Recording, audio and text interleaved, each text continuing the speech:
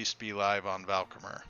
Otherwise, because I don't know that it'll let me get off of mine using Streamlabs. I found my stream key for NGS. If you'd like for me to stream in the interim. Oh, hell, we could multicast. We could multi-stream it, honestly. Yeah, I don't think that's a bad idea, so long as we're not. Yeah, because it shows that I am now live. You are. You Nexus Gaming Series is not. But you are live. We are live together. Okay. We are live.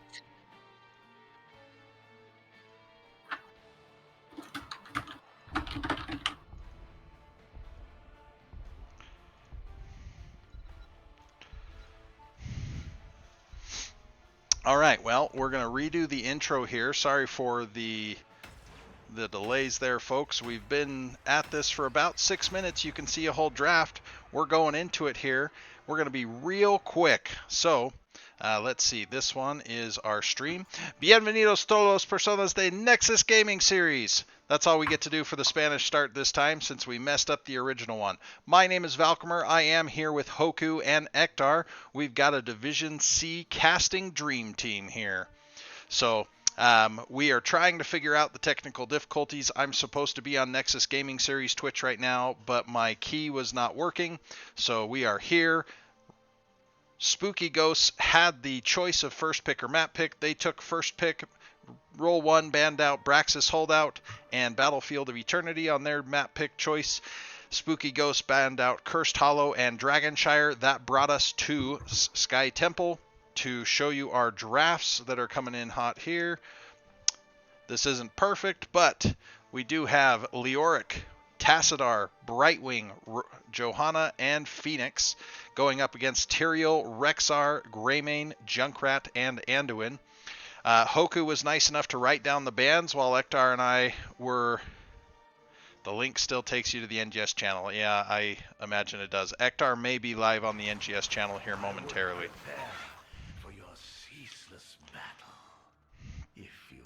Hoku, what was our bans again? Spooky Ghost banned out Stukov and Kelfos in the first round. Roll 1 at Esports banned out Sylve and Falstad, which makes sense. They immediately picked the Tyrael and Greymane, though, so Spooky Ghost responded with a Morales ban not wanting to face Choose Pirates. And Roll 1E finished their bans with a Maiev. 5, 4, 3, 2, 1. All right. I know Ektar is working on setting up the NGS stream. Sorry, Mongoose. I was supposed to be on the NGS channel, and it technical difficulties due to caster error. Here we are, now finally live. Would you like me to introduce one of the teams for you?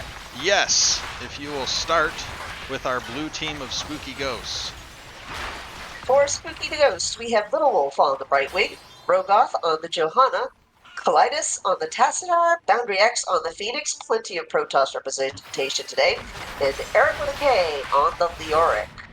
And our red team, I'm going to start up here with Zad on the Rexar. We see Velvet on the Anduin, Rock Your World on the Tyrael, Poe on the Greymane, and Waniba on the Junkrat. Rock did get a little chunked there while I was introducing our offlane. But... Alright, that might be the most doing it live I've ever done, ever. We should be live. Someone, if you're in... If we're out there on the NGS chat channel, please let me know if we have audio, because I genuinely have no idea. You did great, Ektar. It takes a whole village to keep Valk's train running. We have both teams going ahead and taking the Siege Giants down in the bottom lane. We do see Greymane and Anduin for the side of Roll 1 Esports taking the Bruiser camp, while Phoenix is off doing his lonesome for the side of Spooky Ghosts. So they are very Boundrix is getting chunked. Yeah, Little Wolf's there to get him up, though.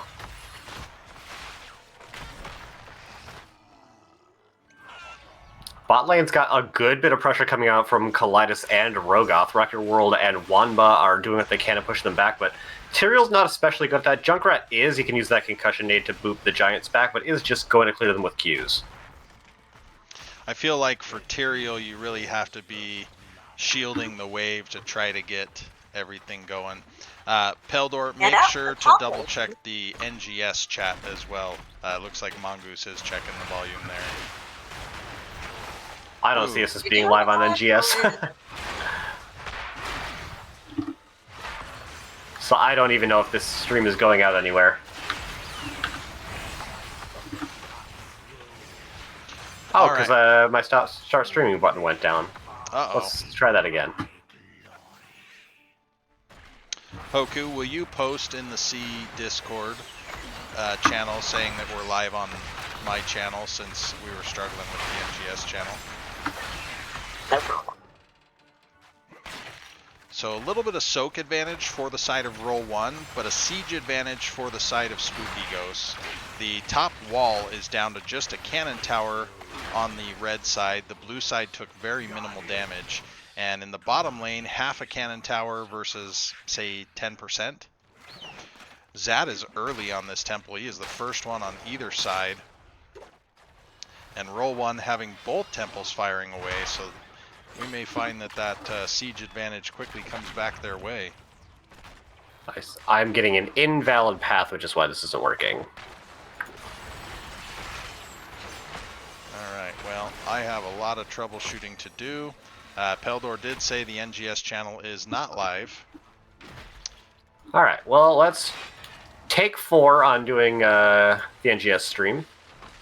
Apologies once again, everybody. We do have Spooky Ghost trying to make a contest on the top point. We get the port in from Brightwing. A lot of damage going into Boundary X. Is going to be able to warp away, but that is going to give a lot of room for roll 1 to start making headway back onto this point. And the mid-temple going essentially completely to roll 1. You can see, if you check the mini-map here, the middle fort is nearly completely down. And I think they may just have enough shots to finish this top fort, but just barely. It's so close. Yeah, I think it's just barely going to stay alive. A lot of pressure actually being put down into bottom lane with Eric with a K maybe going to get taken out by Zod, surviving at 300 hit points. Well, the fort has about that as well. Johanna's trying to shield glare it down.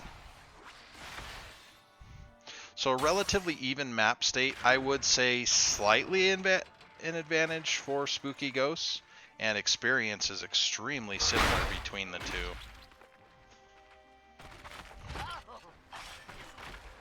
Alright, so my attempt to get the NGS stream up did not work. I'm guessing my stream key is no longer valid. I'll try. Oh, I can't add it while we're streaming.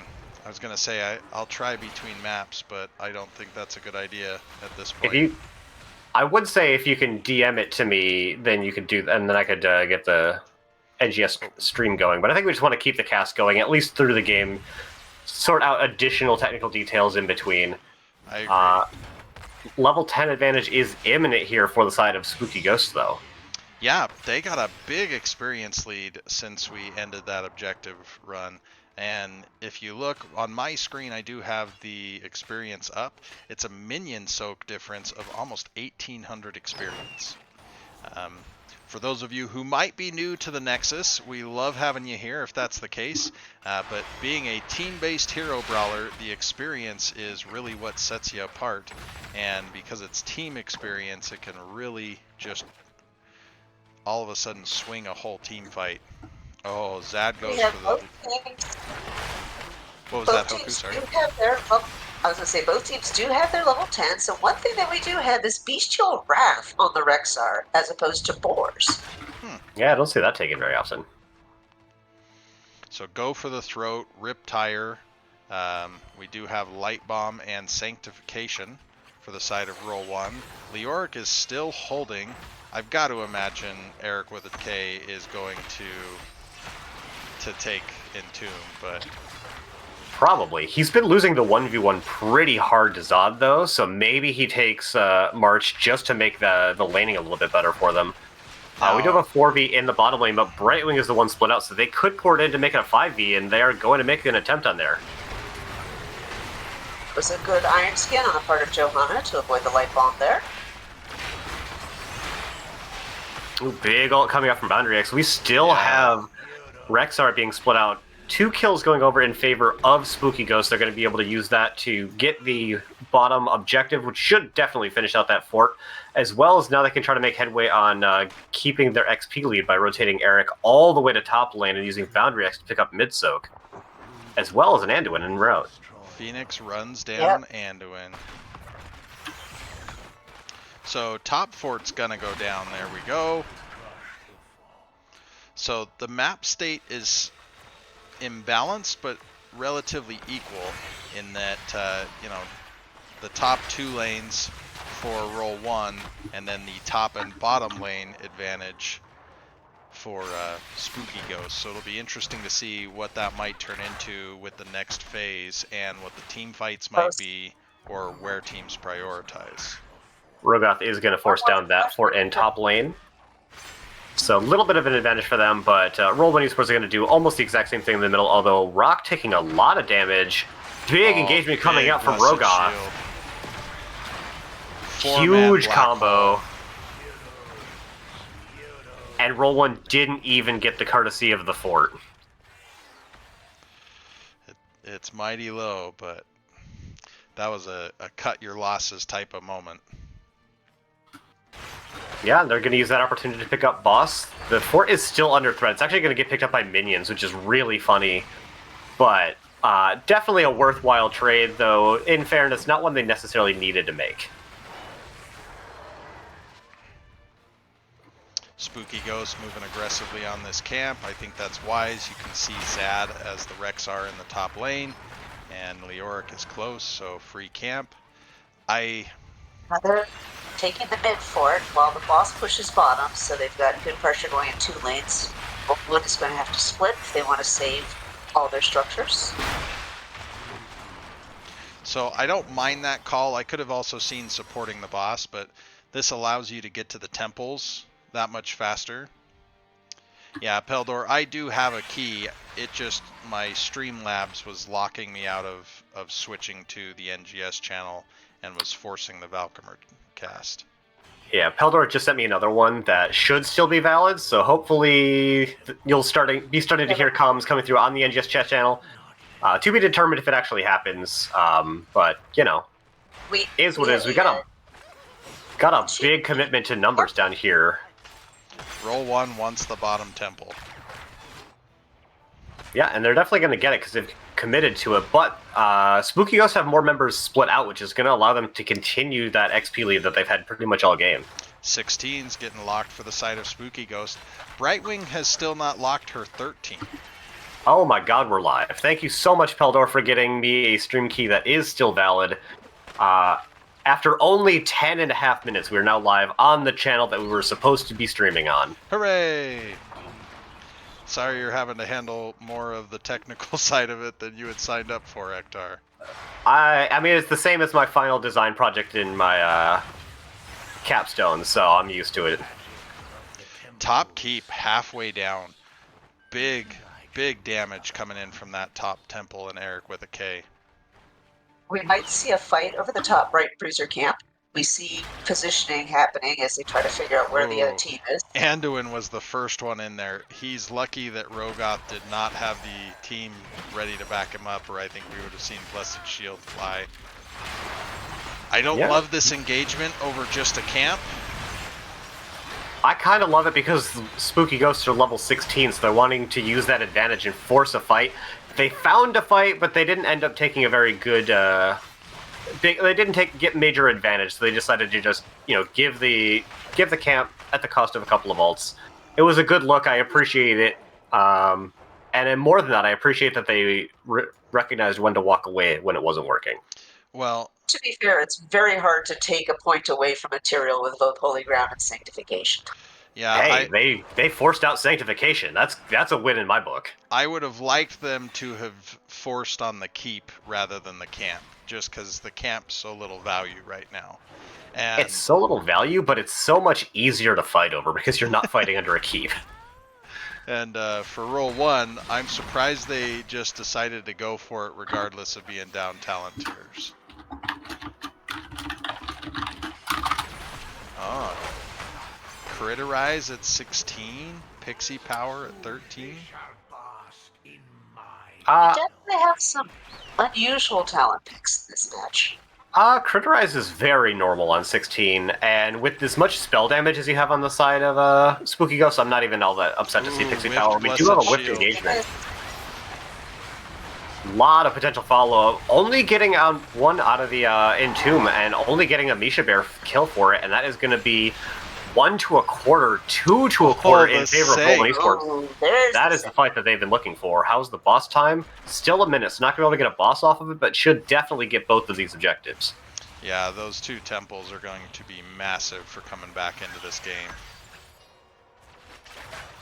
If Spooky Ghosts are feeling really shrewd, they can use the fact that Eric is providing vision on Zod to go make an engagement onto the mid-temple, but they're taking the conservative play. They're still up in XP, so they're just going to let the shots go out, because I don't think they actually lose either of these keeps just off of temple shots alone. Yeah, I think Well, they can. the overall health is great for roll 1 to jump back in. Oh, engagement on the and the Entomb. Oh.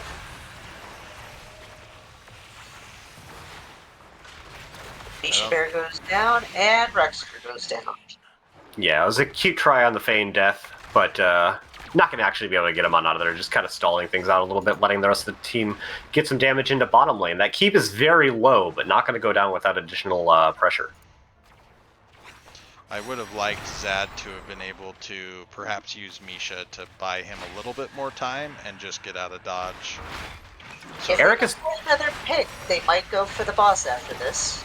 I was going to say, Oh, Eric threatening with a kill if they don't have off the Entomb, but Rothgoth finds it with the Blessed Shield getting 2 kills there, and that's going to allow them to definitely go for that boss. 100%. Up 20s, 3 people dead, even if Rexar's only 10 more seconds.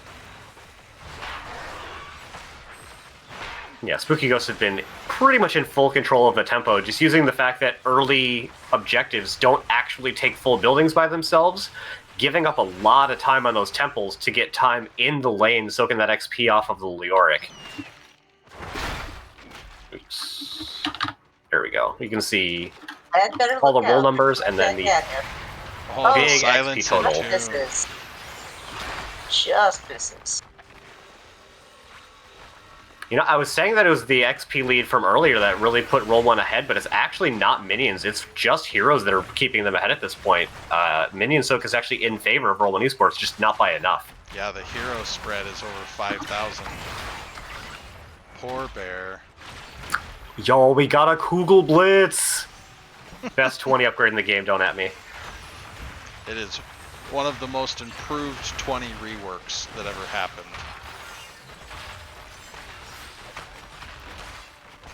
Boss is not going to get bottom keep, but they do pick up middle and have the shrewdness to not stick around and get greedy because their opponents are going to be getting their own 20s in just a moment.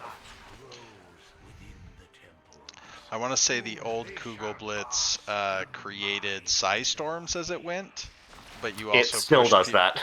You pushed people out of it the whole time, Mmm. and it didn't have the armor.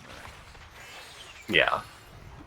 I don't think Kugel Blitz is the best 20 upgrade. I think that Force Barrier is by far Tacitur's best 20, but Kugel Blitz has the best name.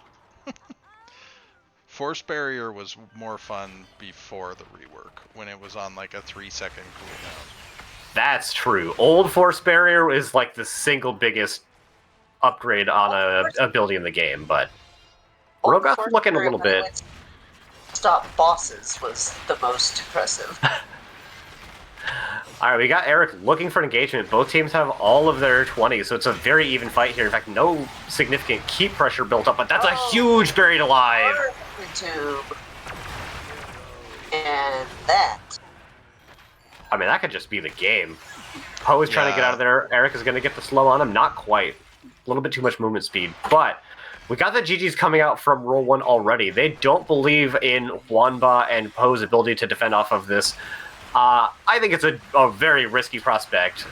Do we have resetting tire? We don't. So yeah, that is looking like game number 1 going over in favor of Spooky Ghosts.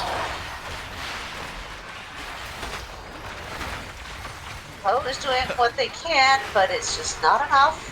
Poe fighting the good fight, removing 1 Protoss from the game.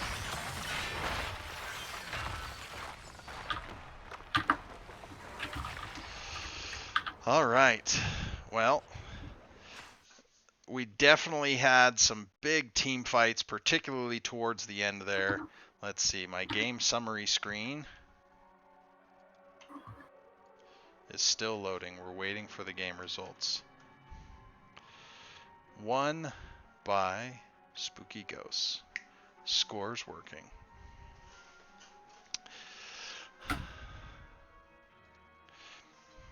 So big siege by both of our offlaners.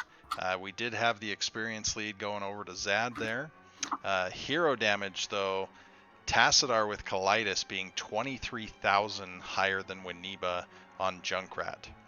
And Phoenix versus Greymane, again a pretty big difference there, but it's got to come down to the kill count here. Spooky Ghosts having 14 kills to Roll One's 4. Switch over to talents. I really don't see anything too out of place here. I think that having the Buried Alive, having the Radiating Faith were both very big wins for them. I think that having that channel, if you will, of the Entomb to then have the Kugel Blitz go down through and reduce everybody's armor by 20 is just brutal. So I would have liked to have seen the upgrade to Riptire that you mentioned rather than Cannonball for that final defense, but I don't know that you plan for needing the final defense. Infernal Shrines is our next map. Very quick. Very quick, so we're going to move here. I don't know who picked it, however, I believe it's Roll 1, since we are seeing Rock create the lobby and post the link. I'm in the game, Hoku's in the game. We're apparently both playing for Spooky Ghosts. Team 1 has first pick, so Roll 1 would have then chose this. I mean, they did win game number 1, so they could use the handicap. All right, we've made it. All right, well, that joke didn't land. Moving on. You didn't want the Roll 1 to have first pick on Infernal Shrines? I was busy with overlay stuff. Who chose this map? Do we know? Infernal Shrines was chosen by Roll 1 based on the fact that Spooky Ghosts have first pick. Alrighty. I'm surprised that Spooky Ghosts favors first pick. I'm surprised that Roll 1 gave it to them, knowing the map pool's only shrinking, right? Unless you think they're going to potentially take you to an uncomfortable map, just run with it, right? So, all right, to address 7th Ace, I use Streamlabs because I clearly don't know what I'm doing, and I have not figured out how to use just straight OBS. But I did rebuild the controller today so that all my links worked, and that felt like a big win. We just don't know how to get me onto the NGS Twitch page, although I think I've done it before. I just don't know what I screwed up this time. Yeah, the Velcomer v streaming technology matchup is like 1 to 9. It's very unfavored for Velcomer. We're working our way through it. Hopefully the casting makes up for the very many technical issues. I think I need to reduce Ektar a little bit. I think you're just significantly louder than Hoku. That has never happened. I'm almost always quiet to everybody. Are we getting Just some... wait for your tennis. Although I will say Hoku is quiet for me, so let me see if I can raise her up a little bit. Okay. Just that way you're gonna hopefully come through a little louder on the stream. This sounds good. So, Ektar, on your technology, do we have viewers over on the NGS side now? We have ish 24 of them, if that number can be believed. And we have 15 is what Streamlabs is telling me on this side. So, we're getting there. My Twitch app says we're at 15 for NGS and we're at 13 on mine, so who knows? But we made it, folks. All right, I roll think one is ready for round 2. My stream is ready. Is your stream ready? Yes. All right, I think then we are good to get into game number 2. So this one will be on Infernal Shrines, which is a very different playstyle from what we saw in Sky Temple. It's a little bit harder to go ahead and generate that across-the-board map pressure that they were having so much success with the Brightwing and the Leoric. So it'll be interesting to see what strategy they use here. I'm also interested to see if we're going to see Hunter banned or picked, because this is by far his best map. Popular opinion, Hogger has no bad maps. Popular opinion, Hogger needs a nerf bet between years. Very true. All right, we do have the countdown coming in.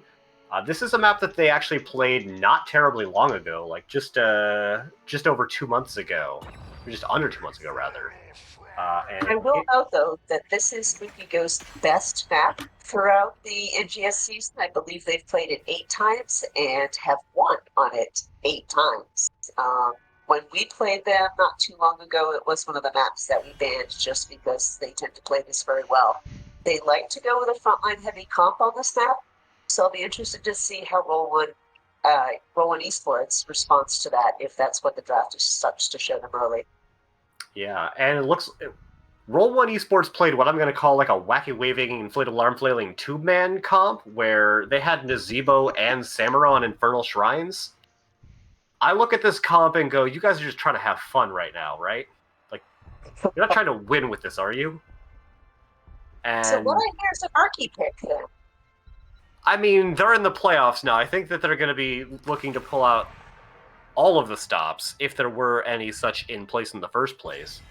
And the Stukov ban is consistent with how they played in the previous series on this map. Well, this is also the exact same bans we saw in the previous map while we were working out the technical difficulties. The first 2 bans were once again Stukov on the side of Spooky Ghost and Sylvanas by Roll One Esports. So that hasn't changed at all, even though it's a completely different map. So you mentioned having played these teams. Who is the Maiev player on Roll One? No, it was banned by Roll One against. Oh, right. Sorry. Who is it for Spooky Ghosts? I believe it's Colitis. I know the KT ban is going against Poe because that is Poe's most played hero. And Infernal Shrines is a fantastic map for KT. He can just stand outside the objective and throw living bombs and flame strikes all day, every day.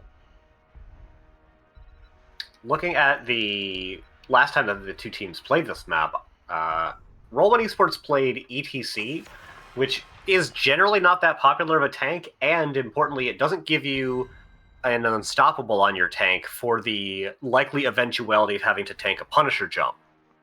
Whereas Spooky Ghosts had Johanna and could even have picked up another one with their off-lane Blaze. Looking... Johanna again, she is available. Yeah, I'd take it here. She's incredible here. Although Hogger is available, and that's totally fair. In a pinch also gives you an unstoppable. It just means someone else has to pick up the other lane. So ETC can avoid a Punisher jump. If you use Face Melt and then use your Power Slide, as soon as the Punisher gets vision, he'll jump to where you were and you will avoid it. It is possible, for sure. It's just a little bit less consistent than a lot of the other options. And it also requires 2 of your abilities to then be down. Roll One, picking up the Nubarak, that is a very good unstoppable for Punisher jumps. Also, I like pairing Anubarak with Tychus. Tychus wants to just kind of stand and deliver on that damage, and Anubarak is better than most at keeping a single target in place. Unless that single target happens to be Hogger, who can spend the entire time unstoppable. I mean, Junkrat You could- flipping to the side of Spooky Ghost, and Johanna is still on the table, so we might see an offlane Joe from Zad. I know we saw that all series long in our series against Roll One. Oh man. Yep, they do like to play the offlane Johanna. That is a fact. I like the Lucio ban, especially if they are planning to go a main tank in the off lane, because obviously Lucio hands out unstoppables like they're candy. So getting him out of there is really nice, as well as I don't know that I necessarily like Tychus if we're going to go double frontline, but if they pick up another heavy damage dealer that's a little weak to dive, I could see the merits of offlane Joe. I just found Do you one have spot an where advantage? our controller was missing. It now properly says the team names in the draft.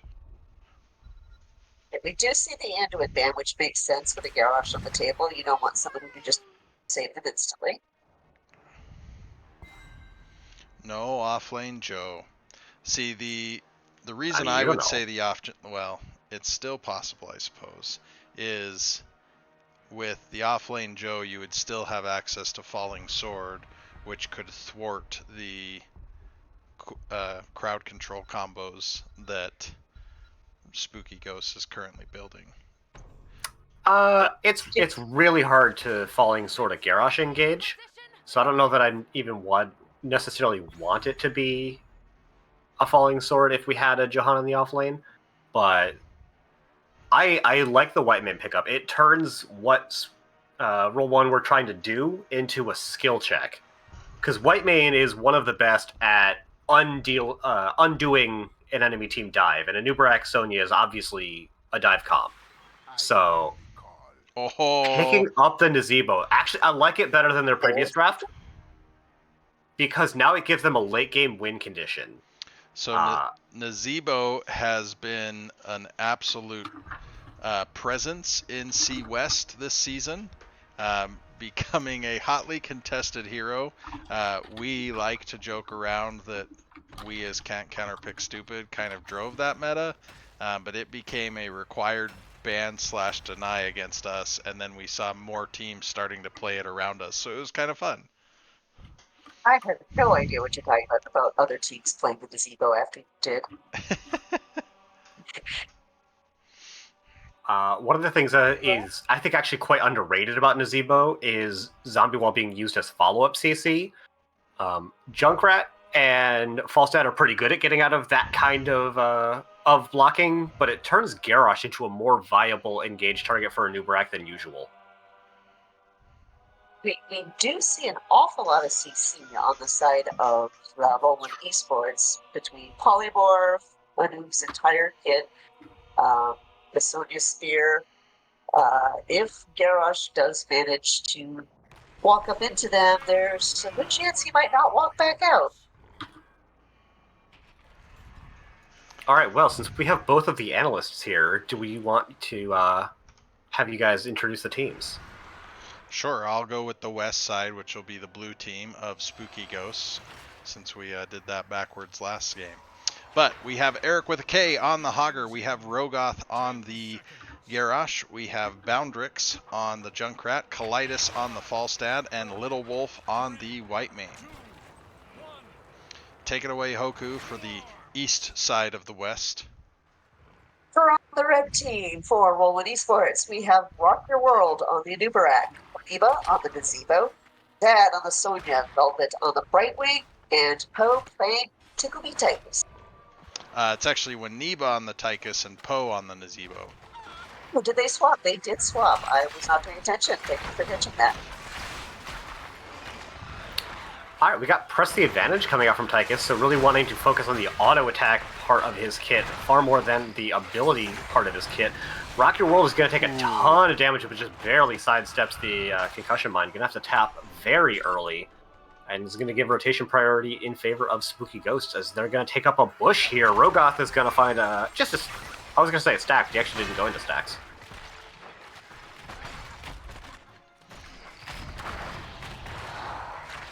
In fact, the only stacks that we have currently going on in this game are the Nazebo with his baseline as well as level 1, which just triggers off of the baseline, and the auto attack stacks coming out from Kalidas. Yep, frequent flyer. If Drevel's out there, he'd be excited. So quick rotation on the camp for the side of Spooky Ghost. We see Little Wolf and Boundary X there. Ooh, Rock trying to get cheeky in the bush and getting a little punished for it. But he does get out thanks to that Velvet teleport on the Brightwing. Zod picking up the mid-sook is going to allow their team to take the siege camp.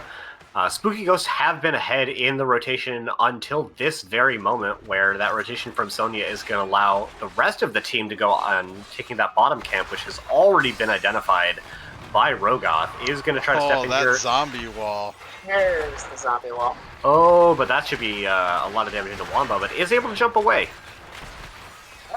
She manages to get out with her dash. There is a concussion nade on that camp, but is still going to go in favor of roll 1. So slight experience lead for roll 1 so far. Obviously the camp, but a little bit on the minions. Although now, as I say that, the minions have now swung in favor of Spooky Ghosts. Ooh, Zod is actually beating up Eric with a K pretty hard in top lane. And I was about to wonder if they had tapped. They actually both tapped, and Zod is still the much healthier of the two. So really doing a lot of work in this 1v1. And that's the last time we pay attention to the off lane, because no one cares. It's all about the 4-man. Poor off lane. Looks like a turn. Oh, Eric's down to 300 health. Oh, 130 health. Yikes. one more slam would have been in. We do have the camps getting picked up by roll 1. It's in the lane that the objective is in, so not going great. Zod is in a lot of danger, but is able to juke and jive out of position. Rogoth is still there, though. Watch out, Zod. Nazebo off in another lane stacking still. Falstad trying to match. We do have the objective triggered, but no one is actually committed all the way to getting a whole Shrine Monkey, though. Just like 80% of this one over here. Oh, big toss on Rock. I think he still has his burrow out, though. Big Poly is going to make it so that Eric isn't able to spin out, hitting up on the startup frames. We have all 5 members from roll 1 and top lane now, though. Kalidas XP lead is going bottom. Yeah. Falstad is actually getting a lot of value bottom. And as Ektar had started to say, that brings an XP lead to roll 1 also. There's also a talent share advantage, but we can see that Spooky Ghosts have elected to give the remainder of this objective to focus on their camp and the other 2 lanes. I would love to see roll 1 start pushing down top lane now that they know they've guaranteed got the objective. So That's Little exactly Wolf what they and start Eric with doing. a K. Okay, there we go. Now their 4s and 7s have been picked. They had not even picked a level 4 at the beginning of that. Ooh, nice combo coming out. That is the classic Garrosh and Junkrat combination. Taking out the Nubrek is a lot of the pressure from this objective gone, because now they've got really no need to follow up on the jump. Yeah, all roll 1 can do is try to get as much chip siege as they can.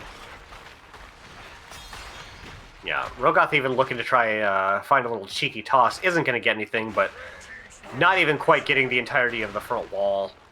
Really nicely defended by the members of the Spooky Ghosts, and they've kept their XP advantage as well. Zad invading this camp. Eric with a K has sniffed it out, but all of a sudden there's going to be 5 members of roll 1. And once again, catching the startup of Hogwild with Polymorph. So Velvet is very strong on that Brightwing. That is definitely one of their comfort picks. So I've known Velvet for years. They've been on my friends list. I actually think they were the first roll 1 person to be on my friends list, and I actually knew Velvet as a Brightwing player back then, and they have rolled back into that spot here late in the season with roll 1. all of the camps being taken by roll 1 at this point. So they now have pressure coming out both bottom and slightly in mid lane. You do see a couple of them up in top lane clearing that up. So let's see how they respond to this pressure. Slight I really like the way experience. that Velvet is using the fact that he is a global to just allow Sonya to be part of the four-man just a little bit more often, get some extra pressure and camp clear ability, and not missing out on any XP for it. I think they're playing very shrewdly with their global ability. So we're about to have 10s for both teams. Yeah, I think all expected heroics coming out from the side of Suki Ghost. The only one that's questionable is Hogger. Both of his, I think, are very good, but otherwise, I think mostly pretty expected heroics coming out from Spooky Ghost. And, ooh, we've actually got the Ravenous Spirit coming out from Roll 1. That's an interesting option. We have Slappy Ghost. I love the Slappy Ghost. I think that that's underrated, but I think Gargantuan's better most of the time. Oh, once again, Falstead is using their position as a global to get damage in on structures. Rogoth is Yeah. zooming at Poe bottom. Poe barely got away. They're diving on Kaleid's top lane, and there goes Falstead. Yeah, there was really nothing much that he could have done there other than, I don't know, maybe fly out sometime really early. That was a big commitment coming out from Roll 1, and they're going to get the entirety of the rest of the sport for it. But Spooky Ghosts identifying this are going to try to take bottom in compensation. I like this heads-up play coming out from Spooky Ghosts, identifying that they couldn't in a million years defend, so they're trying to get damage done. I'd like to see them actually commit harder to that bottom fort, though. Well, they don't have a lot of siege damage without the Falstead. Ooh, big swing there from Hogger, but just missing the Anubarak there. So We've got this Roll camp 1 being go to taken their from the camp. side of Roll 1, which I'm actually not a fan of. This is going to give quite a bit of time for Spooky Ghost to get set up before Roll 1 are even over here. Hogger, I don't know if that's an infinite spin. It looks a little bit angled, but that could just be me looking at it weird. It Get looks the really immediate good, Odin though. coming out. Yep. So Roll 1 wants to fight here. They need to fight before Right. Falstad gets here. Eric is going to stop, I think, at a very reasonable time on that spin. One more, full go-around, I think he could have taken quite a bit of damage. Falstad is clearing that camp, but this is giving time for Roll 1, rather, to get a lot of nice time in its zombie wall. objective. Oh, the cocoon on Whitemane! But a second save in Gust. Falstead did come in just in time, and this might be Nubarak dying.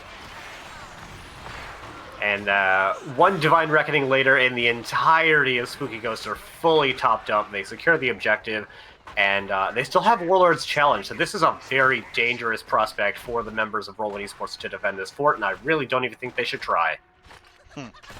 Hogger does have to leave to go deal with that Shaman camp in top lane, because on its own it will take down that front wall. Rogoth is positioned very aggressively. As soon as this Punisher jumps, he is looking for blood. Yeah, they We don't got the have side wall downs, so they can step in. Good dodge by Rock, but that is going to allow the opportunity for Little Wolf to maybe throw a trap down, so if Rogoth can get another combo, could secure not only the kill, but if they get a kill here, it could even be this keep, but Roll 1 are playing very conservatively right now so as to not let that happen. Zod Except is making Zad, a who very is on a interesting play. super aggro camp. And he just leaves. I get it, because Spooky Ghost left, but he could have gotten it. If he had a Really smart Lunara not to Wisp, risk it, maybe though. he would have known, but I think their discretion was the better choice. No, I think it's correct. It's just very funny that he fully had the opportunity. He just didn't have the knowledge that he had the opportunity. Here comes the Boundary fight. X is face checking this bush. That is an immediate wrap on the garage. Boundary X is almost certainly going to fall. Great gust from Kaleidos is going to keep alive, though. I don't know if you want to walk into that garage. Slappy Ghost comes out and starts slapping. Ooh, Zod Oh, gets put into a Zod's- rough spot, and not quite getting the cleanse is going to mean that Sonya goes down. So with the Ravenous Spirit and at level 20, I think Roll 1 has a great team fight because of the anti-heal. I don't think you take Vile Infection, even though it's that good. I think Nah, you need the counter to the Reckoning. Nah, you just do damage. Once you get Vile, you don't need to hard commit to fights anymore. You just win the poke war. Oh, Rock going in hard. Rock? I expected it to go way worse for Rock, being them down to numbers, but Rogoth actually taking the worst end of that. No one going down, but definitely trading up in health for Roll 1 Esports. Well, you can see the value of Tychus to both Garrosh and Hogger at this point, because that's a lot of damage on the front line. We've got everyone's favorite Yeah, anti-synergistic amazing talent health. combination. Oh, and Uber dies again. Ooh, really nice combo coming out from Eric. Gonna find the stun on Dewamba, but they are able to walk away because there was no additional follow-up. Oh! Big leap. And Zad White with Mane a is going monster to pay for her leap. crimes. First, the one drawback to White Mane is she will often self-root, and that leaves her vulnerable to Asonia. So, Ektar, were you lamenting the choice of That's the Stuff plus In the Rhythm? Yup, everyone's favorite anti-synergy. Ooh, Hogger picking up that mid fort though, really nicely done by Eric. So there is one way as a Tychus that you can force the heal, and that's using your ult. That is a usage, I'm sure. So if you happen to have gotten big minigun stacks for the heal, and you need the heal, and it's a good time to use your ult, you can force the healing to start and the minigun to end. That's a lot of conditionals, though. We I do have the agree. infinite spin coming out. Roll 1 taking a very aggressive route. I like this a lot, especially when they identify the Falstad's out. No, Hogger's in a bit of a pickle. Yeah, that's one of the things I don't like about the infinite spin, is if you find yourself in a bad spot, and if you don't pick up the Hortipult, you're just kind of hoping at that point. And he is Shockwave. Lots of stacks on this Nazebo. We're already in the 160s. This Punisher has huge opportunity for roll 1. Yeah. What do we had to do for Act again? Looks like they're plotting to 39. Yeah, they're going to 39 and pick up their camp. I don't love this because this is going to allow the opportunity for Hogger to come back. Like, yeah, it'll make the in-lane push a little bit better. It gives them some time to de-push mid. But I'd rather just pick it up, put the pressure out when you've got the 5v4. Oh, they're trying to take both camps. That's so greedy. I kind of want him to fight.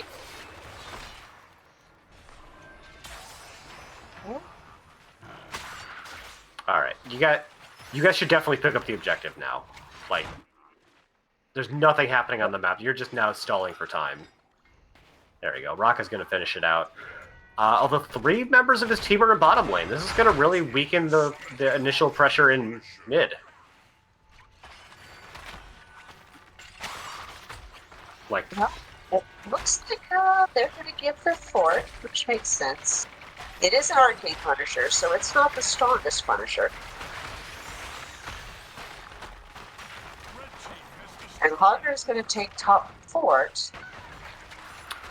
I think this fort dies anyway. I think you just back at this point. Like, that's enough pressure. Sonia's got bottom, so I'm not sure why Hogger hasn't come back yet. Intercession cleanse went out from White Mane. As he thinks he can get keep value. No, he's back. No, he's going to go for keep. Well, we do have the Ravenous Spirit immediately getting cancelled. A little unfortunate for Poe. And we did see Spooky Ghost looking like they want to try and clap back a little bit. Not going to find any good engagement. Hogger looks like they're just hearthing. They are. Roll 1 trying to catch him rotating out, but there is nothing there for him to find.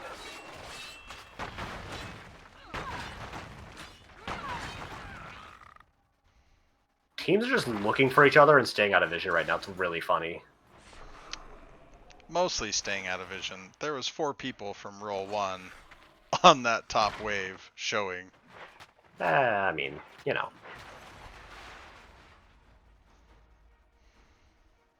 We do have sufficient Naz stacks, and given that they only have 5 kills, that would have been 15. They would have been stacked without Blood Ritual. Blood Ritual is a bad talent if you play the hero well. Don't at me. But 20 is getting here just about the same time. No significant advantage for either team. We do, in fact, take Vile Infection for 20. No surprise there. The Spear, not Area Trigger or Ignore Pain. I very rarely see that picked up. Yeah, roll 1 can absolutely crack open this bottom wall with the Naz damage. The thing to note is Sony did not take any of the other Spear talents, so...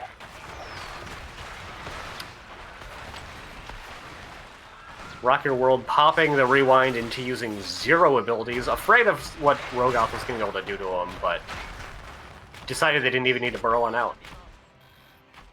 Little bit of big red button value, but really this is just going to be roll 1. They forced the backs on Spooky Ghost, so they're just going to walk away at this point and try not to get hard engaged on.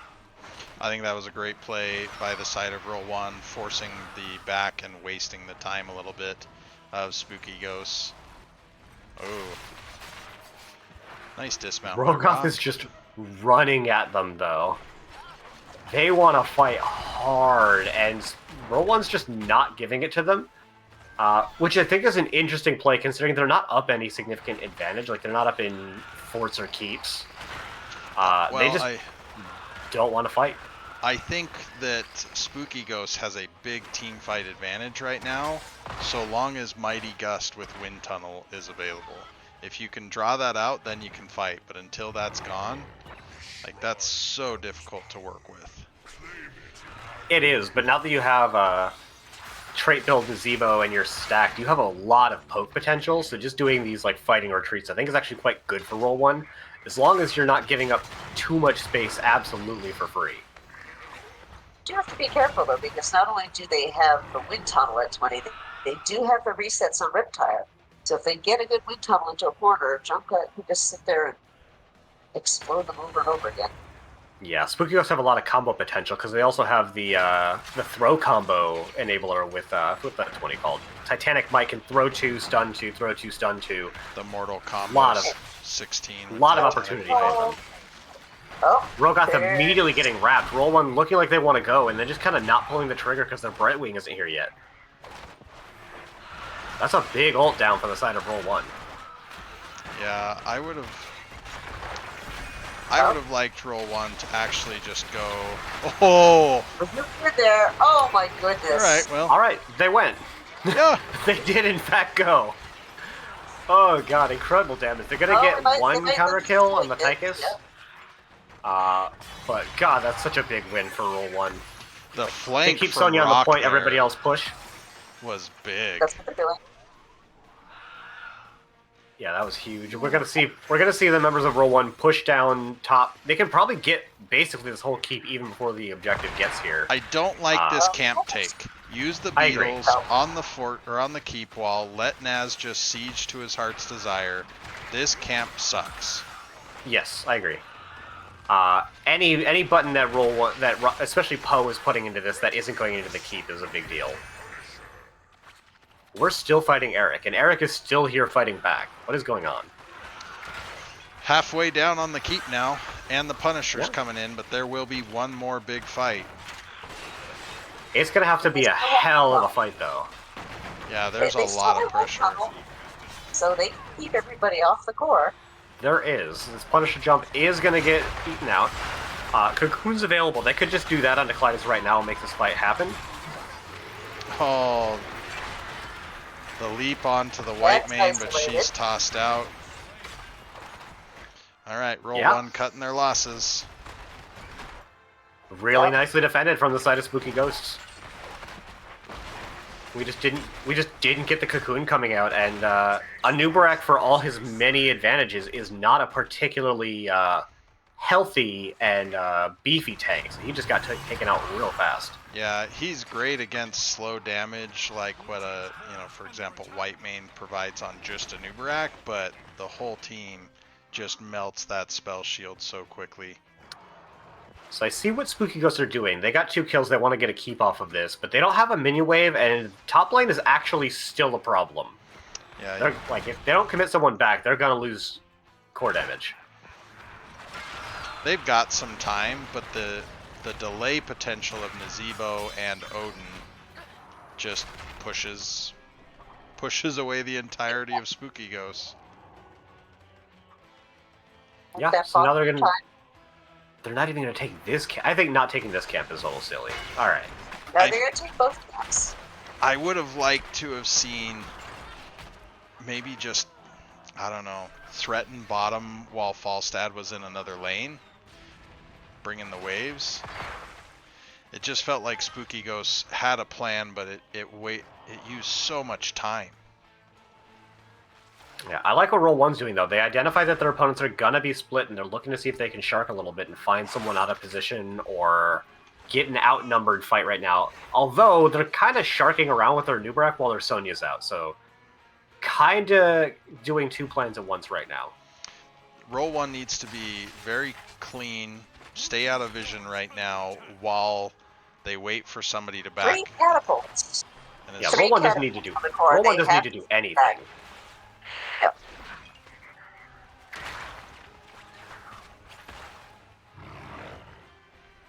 I'd like to see Roll One push up on mid keep now and time it as the camp needs to be responded to top. Yeah, Roll One are doing a great job of just spooning their opponents to death. Everywhere that they can just like shave off a tiny little bit of damage while not committing to anything, because top is constantly going to be a problem, so they go in, scoop a little bit of damage out of mid. Someone responds to top, just scoop a little damage out of bottom. They're just slowly winning the war of attrition, because Spooky Ghosts can't win anything slowly. They have to win something big and dramatic to get back into the game, if Roll One don't give them an in. And Poe is now at 270 stacks, so Nazebo is slowly becoming unkillable. I do feel he would be more unkillable with the non-blood ritual trait talent at 4. Oh, rock rollout? Yeah, he's got it. All right. All right, we do see Roll One set up to take a heads-up fight, and they could just back up until top becomes an issue. Like, they don't need to commit to this fight at all, but they're letting their opponents take a straight-up engagement.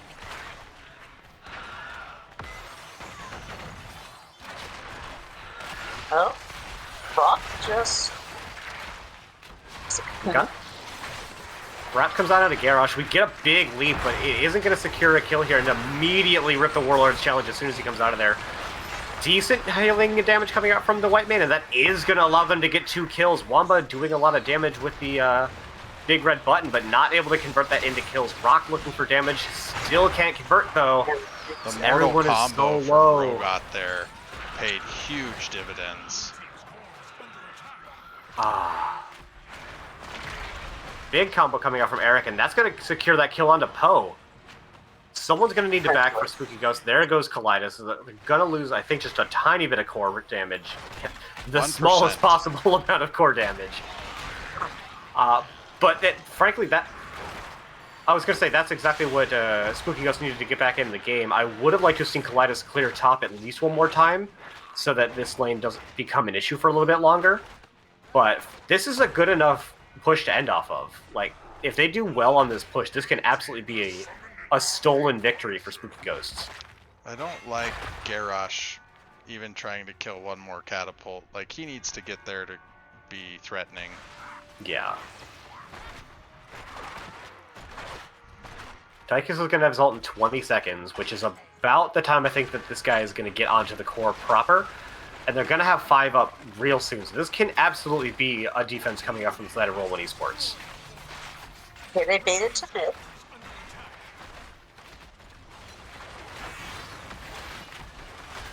Yeah, doing a really good job of soaking the damage off of this Punisher. It's now going to aggro onto the core, and it is starting to fall pretty fast, so Roll One Esports are going to have to go, and they go onto Falstad right away, but they can't get the kill.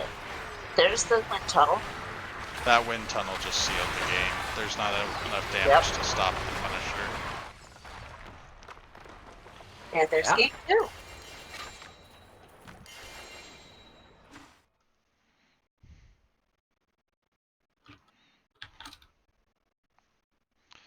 Alright. Well, that's true. We want... Dang it, my screen that's not working there. All right, we're on the game summary. Spooky Ghost did pull off a great last fight to complete the win on Infernal Shrines. Here is your damage numbers for that. Little bit more slanted towards siege damage by both teams. We didn't really have anybody that shot away in team fight damage. Talents, the one I agree with Ektar. I would have liked to have seen the other trait level 4 from Nazebo. I can't remember the name of it right now, but I feel like that would have resulted in just a healthier Nazebo. Now I don't know that keeps him alive even in that final fight, but I would have liked to have seen roll 1 perhaps just ignore that objective and take mid keep or something instead of the fight. But Spooky Ghosts forcing the fight, getting the big gust, having the double throw from Rogoth with the Mortal Combo and the Titanic Might, just getting the resets there. The white main healing from Little Wolf was amazing, and just the cleanup potential. And so 1% of core was all they lost for that fight, but they fought their way back into the game. Yeah, I think if roll 1 are just a little bit more disciplined, they peel back and, I'm not saying give up the objective entirely, but they were hard looking for a fight when they were about to start applying actual core pressure into top lane. That someone would have needed to respond to. I think they could have just delayed until they could have gotten an advantageous fight instead of taking one pretty even.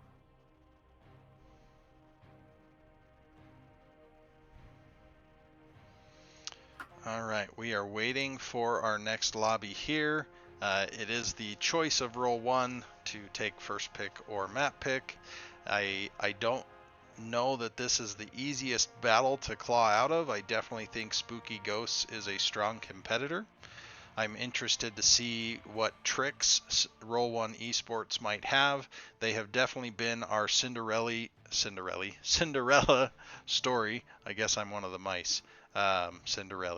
Cinderella story of the last few weeks in Division C West. They had to have key victories and big victories in order to make the playoffs. They beat the then number 1 seed Animaniacs to secure one of those victories, had an opponent take a key loss, so Roll 1 made it. They then beat the number 1 seed of Can't Counterpick Stupid in the playoffs, and then they beat, let's see, who was the number 5 seed is what Roll 1 beat last week against USAE. Esports. And isn't this supposed to be a game 5 map? Ooh, we'll see. All right, so if anybody guessed it off of my little teaser there, it's Towers of Doom. And it was picked by also Roll 1. This is a great map, and one thing to note is this is one map where Spooky Ghost has struggled a bit this season. This is actually their lowest win rate of their maps. So while normally you do see it as a game 5 map, I think at this point Roll 1 just says we have to take a win any way we can. So they're looking for every advantage they can get, and one of it is taking them to this map. Well, and these two teams have played each other so much between scrims and seasons going back to season 7 of NGS that they definitely know each other's strengths and weaknesses. Yeah, I think you said they're also scrim partners as well. So there's got to be some high-level mind games coming on about, what kinds of things do we show that we've done in the past, and what kind of things do we pull out that we've only ever done with, our other scrim partners. So one thing I will say that I am a little disappointed, having played against Roll 1 ourselves on this map, is we don't see Mongooses Nova. That would have been fun to see here. Well, and Spooky Ghosts took the deliberate ban of Dragonshire because of Roll 1's prowess there. So. Yep. So Mongoose, if you are still watching, Mongoose actually hopped in here. I don't know if you noticed, but Mongoose actually hopped into the call earlier, presumably to say, "Hey, you're got actually live on the NGS stream," but he left, I think, without saying anything. Got it. Oh, Well, Mongoose was definitely there towards the end of map 2 on my stream because he was commenting there, so I assume okay. Well, Mongoose is multi-twitching it. I haven't seen him say anything, but he could just be lurking. Nova Goose, too spooky, says Zool Rules on the chat over here.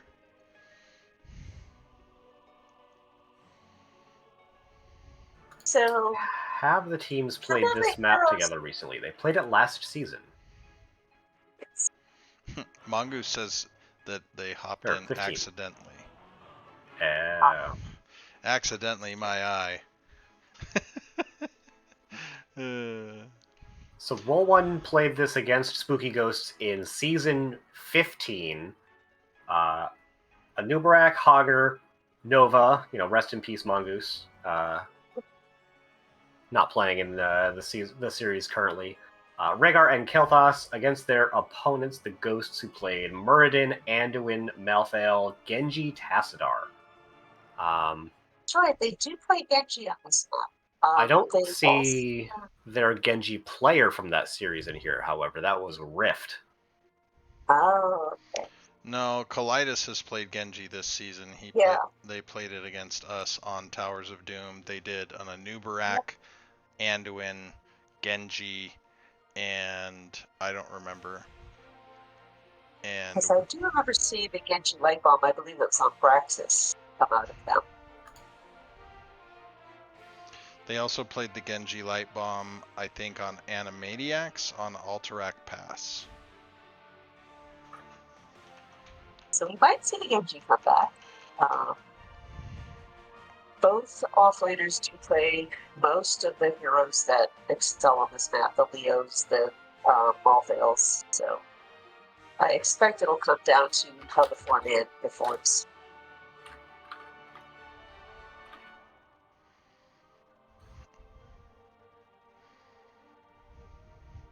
Poor All right, looks Crush. like we've got Roll One back. The Ghosts are ready. If you've never seen the Spooky Ghosts before, let me pull up. They always indicate that they are ready by showing a different ghost emoji. It's my favorite thing. It's wonderful. It is. I also enjoyed interrupting it in our seasonal game this year. Towers. Please tell me you at least used another different ghost emoji to do it. I used undead emojis, yes. Oh, that's... There are more than 5 ghost emojis. So you can I slide in used on there if you Leoric were and ready. Arthas. That's... You're Well, a bad Leoric, person fair for that. enough. Yeah. But Leoric is a ghost half the time, at least when I play him. Hey, all 3 of the cameras are not frozen currently. Look at us. The Sea West dream team of casting right here. I got my NGS necktie. Thank you, Colt Wiz, for your help there. You can That's see my wife. Ektar sporting his NGS jersey, and Hoku, who is the shorter person between Hoku and voice actor for Alarak, John Delancey. This is true. Although We see now I say that here. and Hoku is frozen, but you're smiling in your frozen camera on mine. Well, that's... I guess. Looks like we have the same bands coming out again. We have Stugoff on the side of Speaking Ghosts and Sylvanas on the side of Roland Sports. They do play mean Sylvanas. I'm not surprised to see her banned pretty much every match. And Kael'thas once again. No silence puddle arms. Ooh, Joe, this is the first time we'll see her banned this series. That's interesting banning Joe on this map and not Infernal Shrines. And letting Garrosh through on Infernal Shrines and not banning him on Towers of Doom. I like That Garrosh was on shrines. He can't throw the shrine defenders because they're coded as monsters. Hell, it's about damn time. All right, I mean, Tychus, this with is a a Johanna getting PG-13 banned out? stream. Sorry, Ektar, you were saying no Joe equal Tychus? Yeah. Yeah, honestly. If only there was more heroes that could blind. I mean, I don't Is even it hate cool? Tychus. I don't hate Tychus into Cassia. No one takes the blind on Ariel. Yeah, I think that's it. Oh, Artanis. Artanis exists. That would be a Yes. good Tychus counter. Lily, I mean, Lily exists. May. You're right, May exists. Yeah, it's Ektar showing his Div A and Nexus bias. Lily I is have not never a real played a hero. Nexus, but she is not, in fact, a real hero. I did play Lily within the last, 3 seasons in an NGS match. had a very aggressive start. I think But, all of the other cleanses were banned, is the only reason why. She's got a good cleanse on a nice low cooldown that heals at the same time. I like Lily and have drafted her before, though I was not playing her, in a match against a Maiev, because anytime the Maiev portals in, you just blind her, and now Umbral Bind does not land. You know, I have heard tell from exactly one person that Lily is a competent offlaner. I have heard that as well. Alright, so no Leoric. I think Eric's going to take Blaze at this point. Blaze or it could go Malthael. He's played Malthael on this map before. I think that Rule 1 are going to take Malthael, if it isn't banned here. It's going to be Viduber.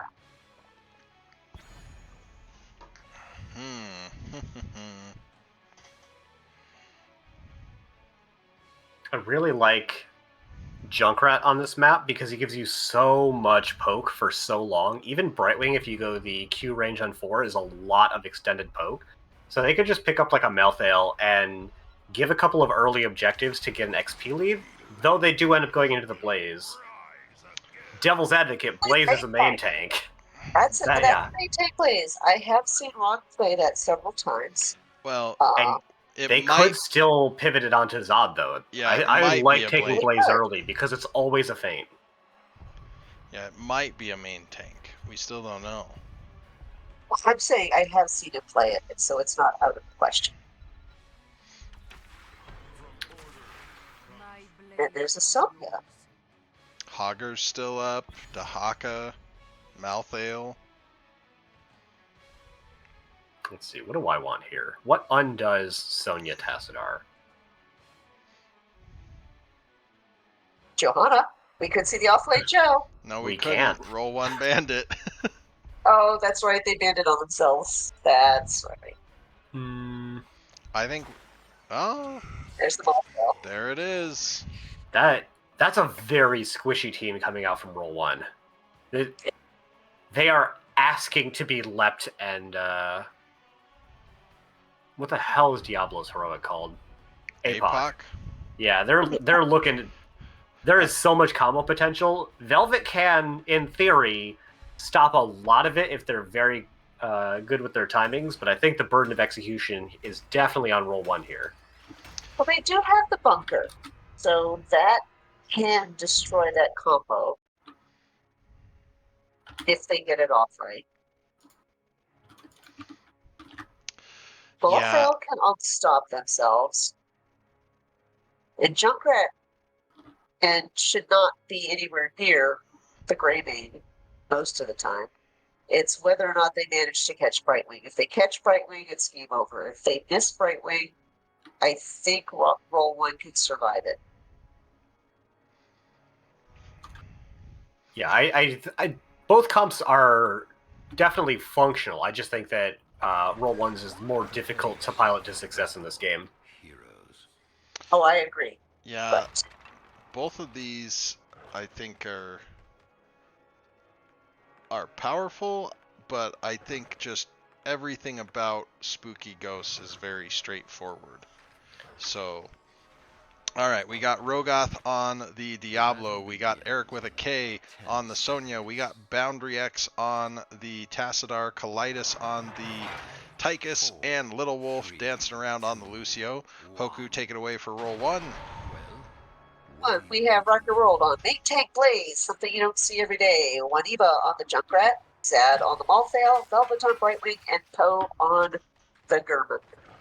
The German. Tassadar going into the Q stacks on level 1, which is not something that I tend to prefer. Although there's not an incredible engage potential coming out from the side of roll 1, so I think it's a relatively safe decision for them here. Snap wave clear for Spooky Ghost with that just Tassadar. Boom. Done. Bondrex is actually having trouble getting his auto attack stacks up to keep his mana nice, though. And roll 1 with a big rotation top. Yeah, they're going to get the entirety of that top tower. They're actually in a good position to take the next one as well. Poe taking kind of a bit of damage is going to get nice and topped up, though. We see the members of Spooky Ghost making an aggressive rotation, but roll 1 should be out already. There it is. So This most is of the supposed to gate be a and the main whole thing. cannon tower. No new habits on the blazes, I think, is very noteworthy here. The shield is fairly normal for tank build Blaze. It does help, if he's getting bursted down by that Tassadar Q. But This so could be a does little being dangerous. unstoppable. So does being unstoppable. Very aggressive looking coming out from Spooky Ghost. I don't think they're going to commit to anything because neither of their DPS are here. They're just kind of stopping roll 1 from doing anything, which, that's not nothing. Yep, and now they can invade because now they have. They didn't even have to invade. They what? just have to make roll 1 dilly-dally, and they're able to have their camp move in bottom. Zod taking quite a bit of damage from Eric in the top lane. Brightwing is not going to port up to make it an uneven fight, so that's going to be a very early top camp going over in favor of Spooky Ghost. Zod might go down. Yep. One grenade. Opting for the grenade build this time, which I like quite a bit here. They're less afraid of what roll 1 can do to them than roll 1 was afraid in the previous game of that Garrosh.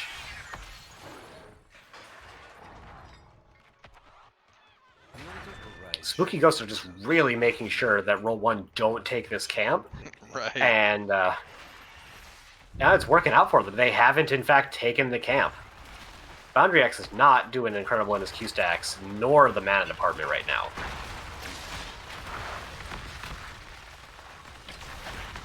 I think roll 1 can fight this. They're going to bring their Brightwing in. Kaleidos is very low. Rogoth is in a terrible position. This is a huge fight that's going to go very in favor of roll 1. They're going to get 2 kills immediately. Oh, 2 kills, and right when the altars come up. I don't know that Tassadar gets out either. Oh, the speed. Yeah, he does. He's got the speed. Luckily, Sonya split off very early, so they're going to be able to get their own channel, but this is going to be 2 for 1, a camp, and 2 kills going over in favor of Roll 1 Esports. Very much how they want to open the game. Enough of this charade. A little bit of engagement into Eric in the top lane. Well, he's got the speed. Nah, no chance. Although they're kind of quick. Can they get the extra Wraith Strike? There it is. Zod is going to secure that kill. Very nicely done. When the cocktail whiffed, I got a little worried for the kill there. So roll 1 being a lot more aggressive this game than we've seen in previous games. The wave clear advantage is still there for Spooky Ghost. Little Wolf, once again, not taking talents. That seems to be a common theme for them. Boundary X is going to fall. Kaleidos looking to get a little bit of a... I was going to say stacks, but actually they're not in the stacks. They are bigger they are, I think that is. That is right. Extra damage when they're healthy, and then going to count on the Sonya and Tassadar to secure the end of these kills. But one has to be a little careful. Rock is out of mana. We're just going to play it safe now.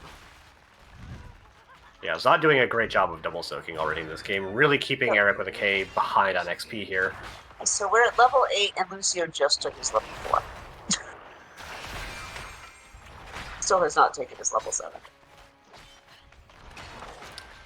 Yeah, I think there's a lot of value to potentially taking Boombox on this map just because there's so many bushes and walls that the extra scouting information can be very nice, but they do go into the reverse amp.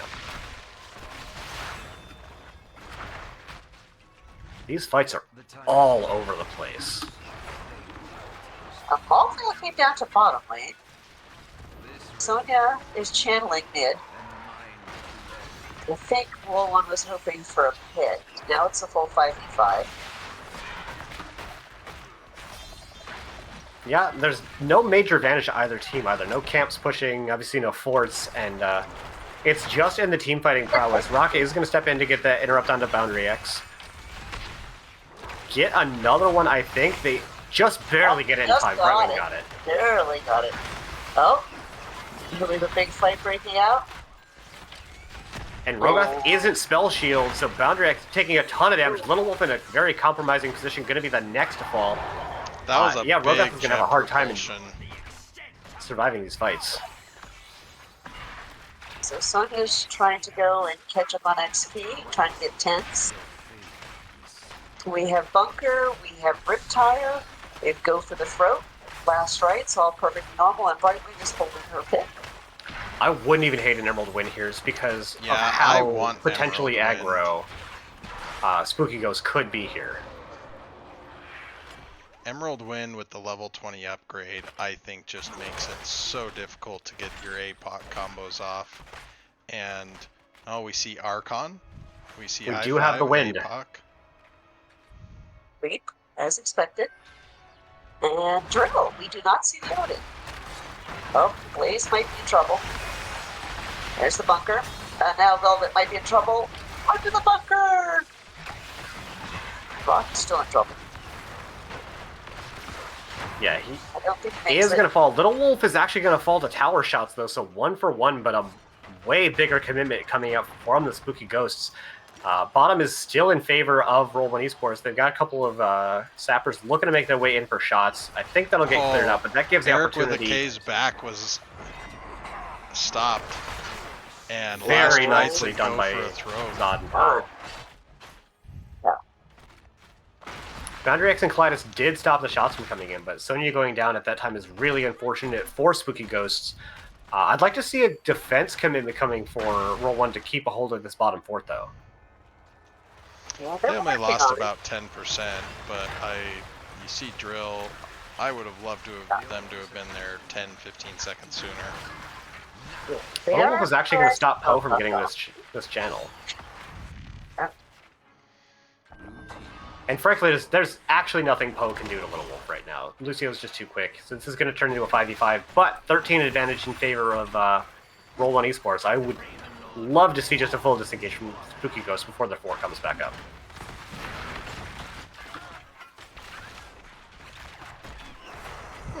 That was an interesting interaction there. Tassadar started to use Shock Ray and got booped by Junkrat mid-cast, and it just didn't go through. Yep. It is, in fact, a channeled ability. You don't always think about it in that way, but that's, yeah. They're looking to roll on Sonya again, but she sees it coming. So they're just going to settle for taking down part of this fort. Looks like Spooky Ghosts are not going to let that just happen for free, though. Yeah, big combo potential coming out. Rogoth gets stopped from the combo, though. Beautiful, beautiful. And one is saved as well. So a lot of sound and fury and not a lot of kills. 2 for 2 on heroics, but the heroic timers strongly favoring Roll 1 Esports. They'll be able to take another fight with full heroics much quicker than Spooky Ghosts, mostly on account of APOC. They're not even going to wait for it, though, looking to just get some immediate damage into Rogoth. Not finding anything of substantial value, just a little bit of health, but... I do wish Greymane had gone for the Cursed Bullet rather than to go for the throat against the Diablo. I think that could have put a lot more pressure on Rogoth to not be as aggressive. I don't think Looks it's like they're- Rogoth Yes. that he's trying to stop. I think it's Boundrix and Little Wolf. Yeah. Looks like Spooky Ghosts have set up to try to catch Zod in rotation. Zod, he's got the gamer senses. He's going to take a very safe rotation around, which is actually going to see him getting there, I think, at about the same time as their opponents. This is just going to be a clean 5v5. Yeah, he does have the pale horse, so he does have the mounted speed. Hey, Oh. and Poe gets the channel. Nice. Yep. Oh, and Defensive Sonya leap has to to get leap out. away. Oh, nice. Logoth step back in. That's going to put Zod into a rough spot. Is going to get taken out there. Just a little bit aggressive coming out from roll 1. Isolation from the bright wing. Without leap, though, I think that's just going to be a clean disengage. Although, Rock could have jet propped out instead of in, and that is going to secure another kill for Spooky Ghosts. Really getting them back in this game. Down tower shots and a little bit of XP, but should be able to get some good value off of those kills. Laser committed to Oh, try there's to the get drill. this mid fort.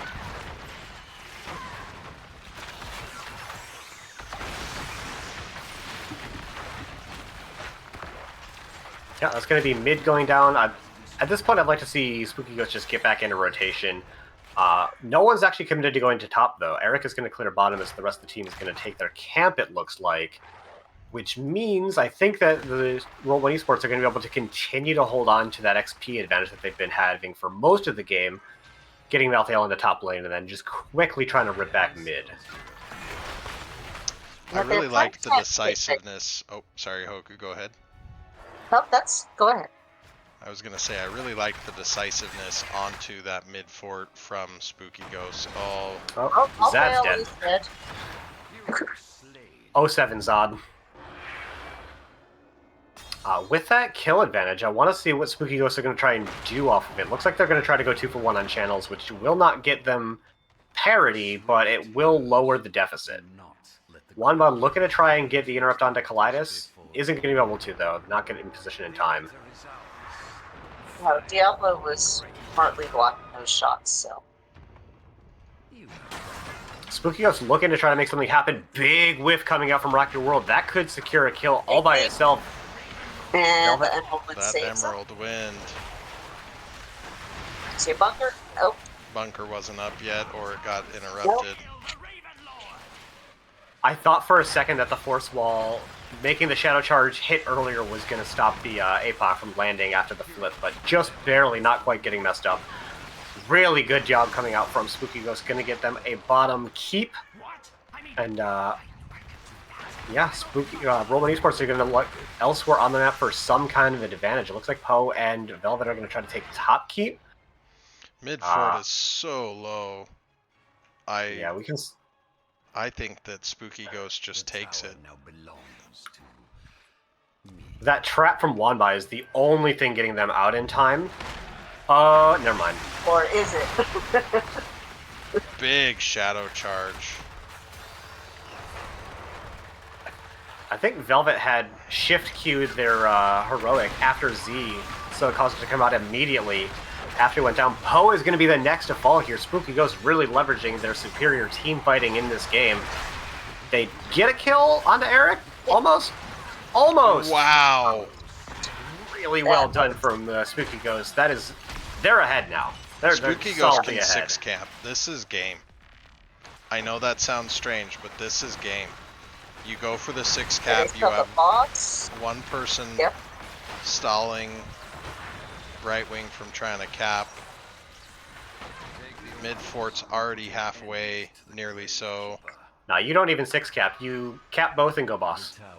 That's faster. That's not enough. 6, 6, and... Oh, you're right, you're right. I was looking at... yeah, you were switching the teams. Switching the health bars, yep. Alright, they do get the 6 cap. I think they'll probably get 2 shots by the time that this thing comes back in, although they don't have Greymane on there yet.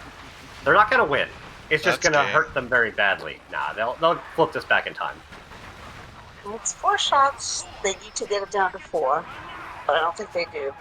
Nah, I think they'll be a 1. Yeah. Yep, they'll be a 1. 2. Nope. 1. Okay. I don't like this team fight. I don't know. Looks pretty good. Oh, right way.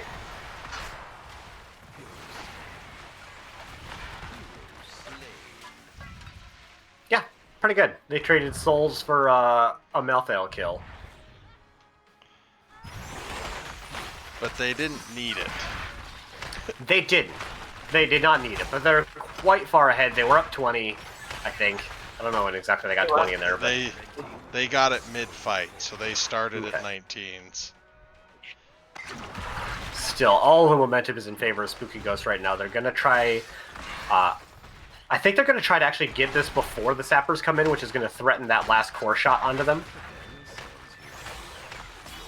Which would be really nice, because that means they can set up on the objective while these are pushing in. Sonya's going to take this here. Taking top fort, I think, actually does nothing for Roll One Esports. They really just need to focus on bottom lane right now. Yeah, the double sapper camp and the double camp, this is still game over. Like, Spooky Ghost would have to make a cocky mistake in order for this to not be game. Oh, they've got the bottom channel. That's game. Nah, they don't. Zad's, They've got Zod in time. This is... Yep, Zed got their time. This is the ugliest fight of all time, but Roll One are doing what they can to try and get this here. Rogath is very low. He's class rightable. Sappers are looking to go in, though. That's the thing that I have my screen on right now, because this team fight does not matter if these go in. Yeah, they went. And there it goes. Valiantly fought in the end by Roll One, but just quite not able to be in enough places at one time.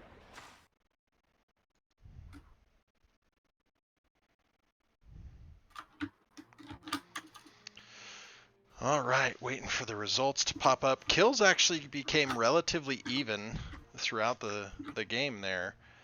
Talents, I think, had Roll One been able to get 20 a little bit sooner, they might have had some impact there. It was a tough one, and Spooky Ghosts came back strong. They were down, what, 32 shots left to 20 shots left? Something like that. They won somewhere around like 13 shots to 0. All right, well, let's see here.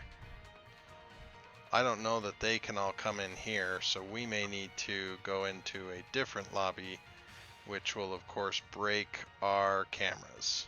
I mean, I could pull them in here if they hop in somewhere. So if you tell them to hop into, like, one of the coin toss lobbies, because that's close, I can pull people It'll in. still probably break our cameras because of how it's set up. So, If you go and you right-click and turn off non-video participants, it should hopefully keep the cameras in the same location. let's see.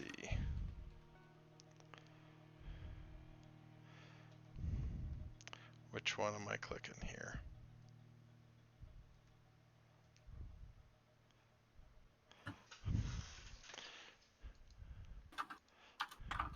See, I still think that breaks ours, but let's see.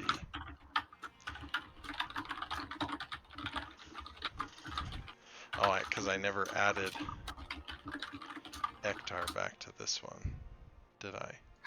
How dare you? How could you actually do this to me, Belkamer? Your name is definitely there, just not your camera. Co-host. Boom. And it's wrong for a moment, but we're going to get this back to the Ektar cam. And Hoku's cam froze on me while I'm working on this. Sorry, Hoku. Fine. Hopefully, I'm not picking my nose or something. Going. You do look like you're sneezing and your eyes are closed. Great. Oh, it So unfroze. like a perfect driver's license photo. Exactly.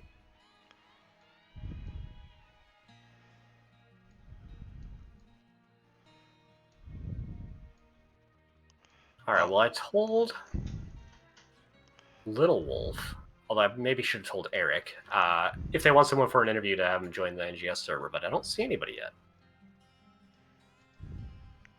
Apparently my stream cannot support all of these here cameras.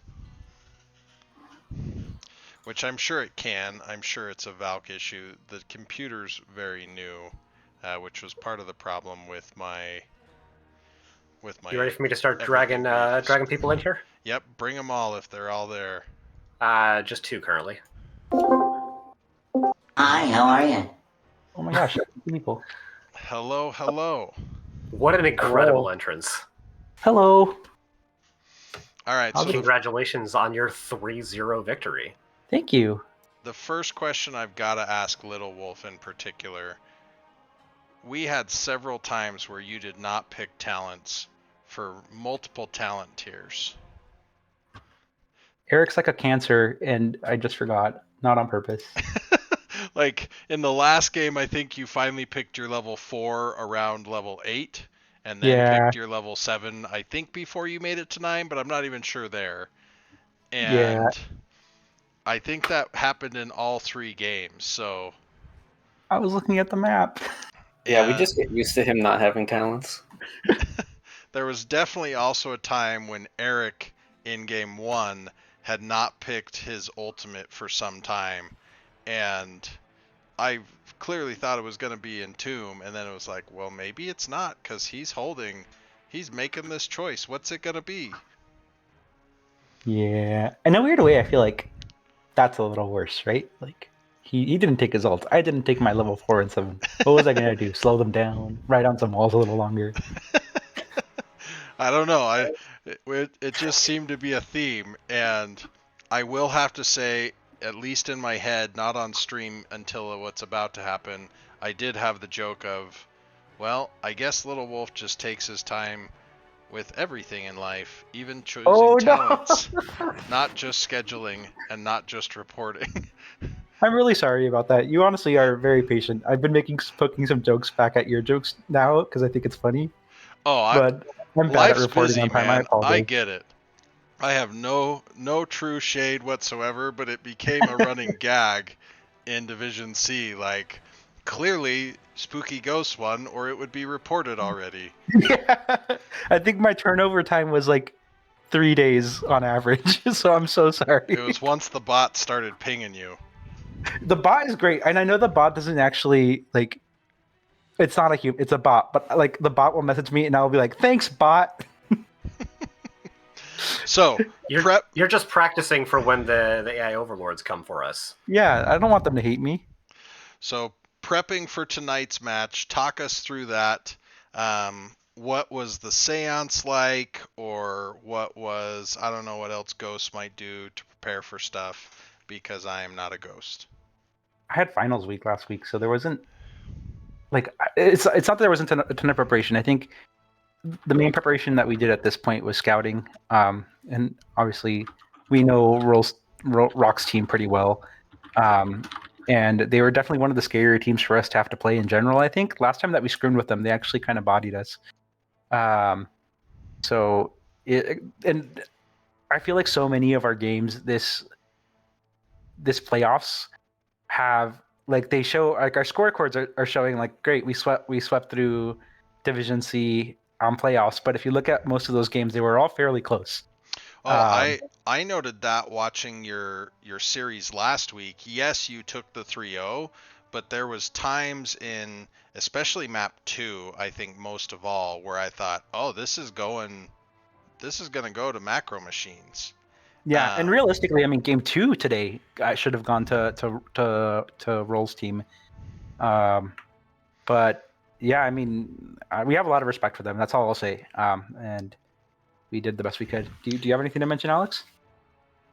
Yeah, I mean, like, just the fact that we've known Raw 1 for, like, about 5 years now, that just kind of, like, there's familiarity with both teams, so we had an idea of, like, heroes and maps that we wanted, like, banned and to prioritize and stuff, just because we know them, but, like, that also applies for their prep for us, I'm sure.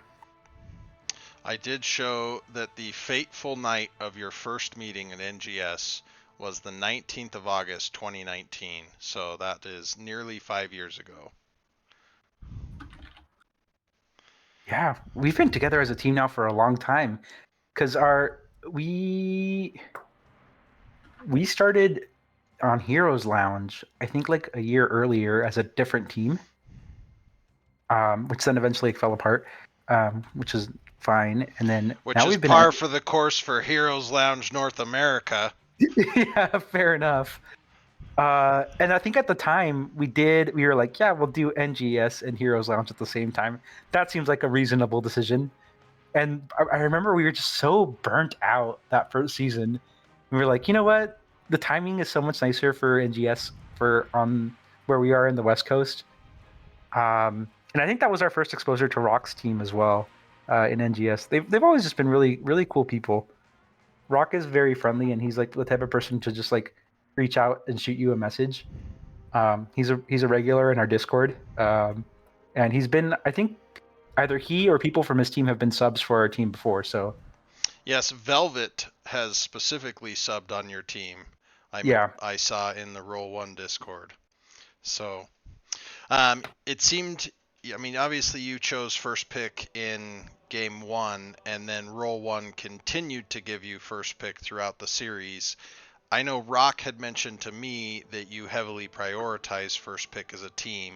Do you feel that's true, or do you think it just kind of happens? it's true. I think the ban phase, and especially for first pick, is very strong for our team. Being able to get Johanna is a really high priority for us whenever we can get her. There's a couple of other strong heroes like Sylvanas that we think are in high contention. I don't know, Alex. How do you feel about it? Yeah, I mean, like we definitely prioritize first pick a lot because of some of those high priority heroes. There are also sometimes where like most of us are thinking maybe map pick wouldn't be bad, and then you just kind of take first pick anyway. Yeah, Not to call you feel out, safer but with it. I do don't agree know. that in general as a team we do prefer first pick overall. Okay.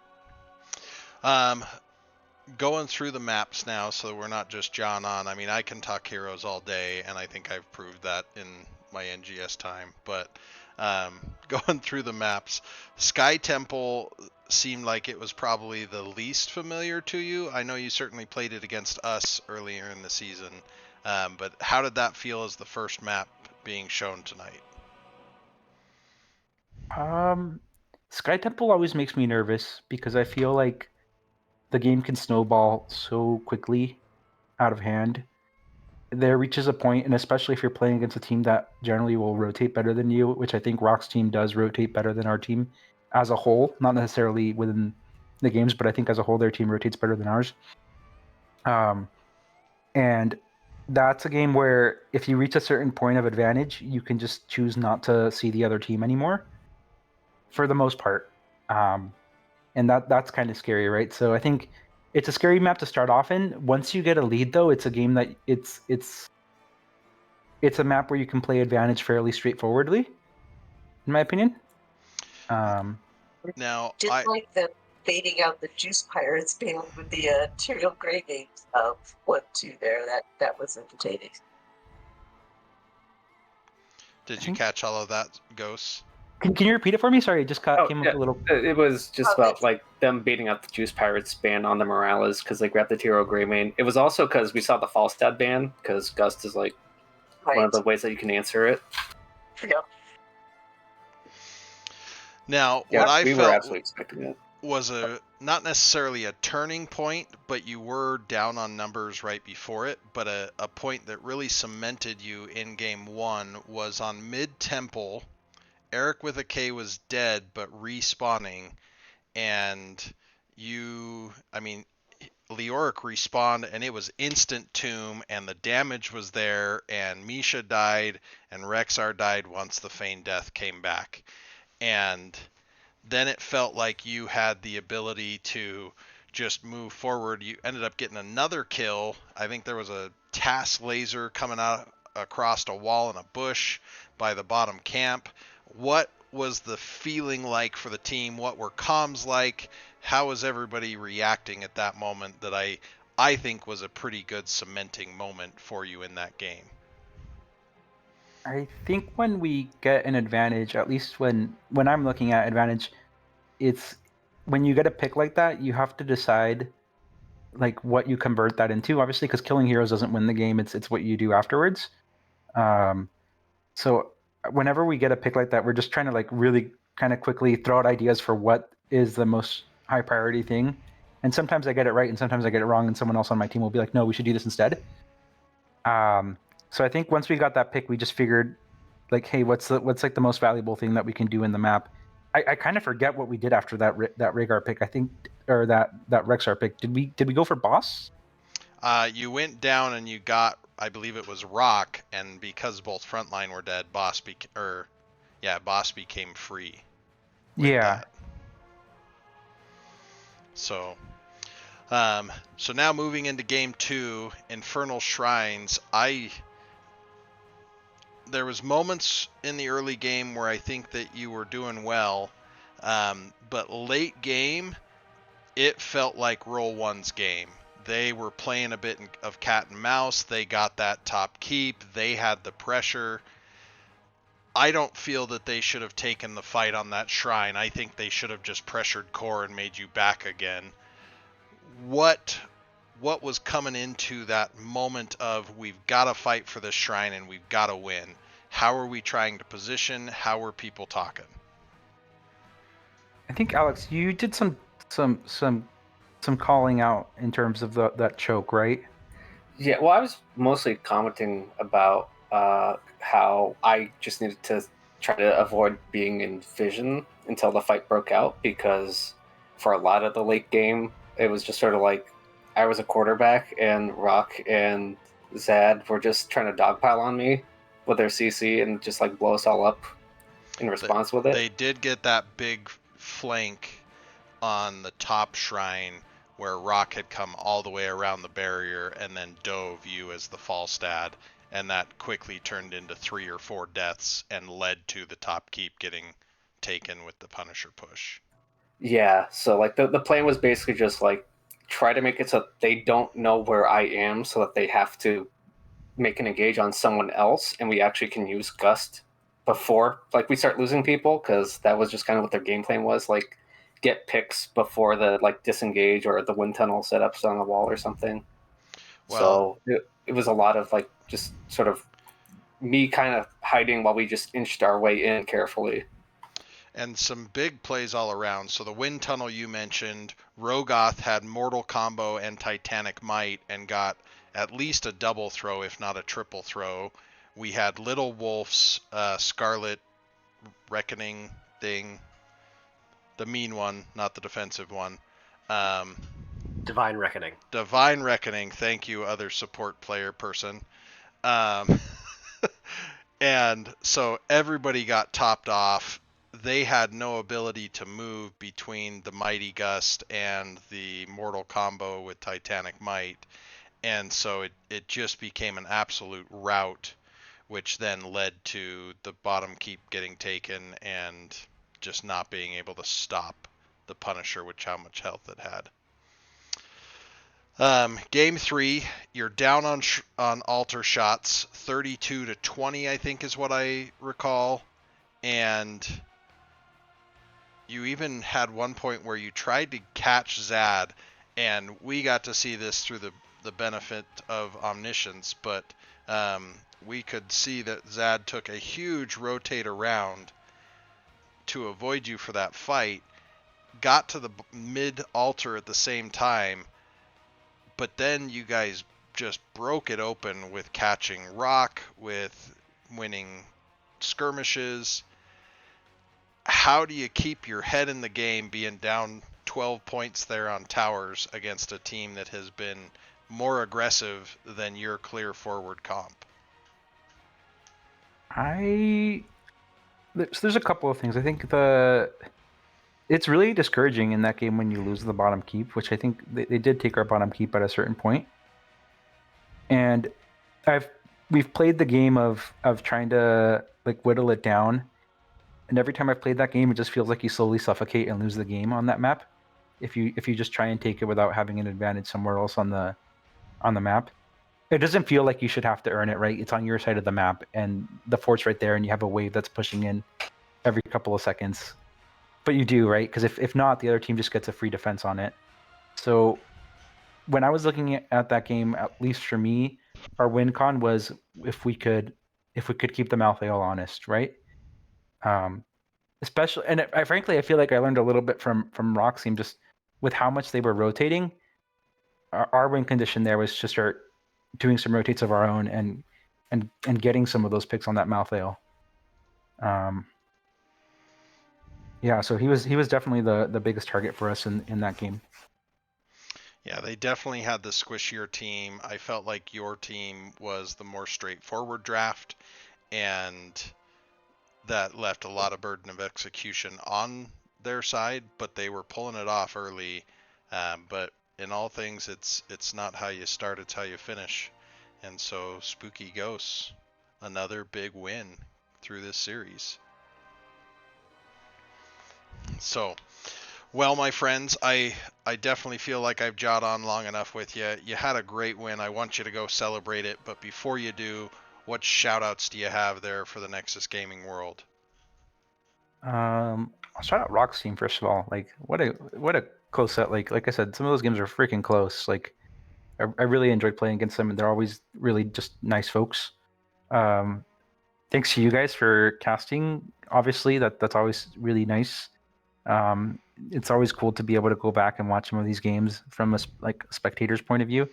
Well, I'm sorry that you're going to miss the first draft because of technical difficulties. That's okay. It's not the end of the world. Also, like the first 10 minutes of the game, depending on which channel you're trying to watch it on. Yeah, you're good.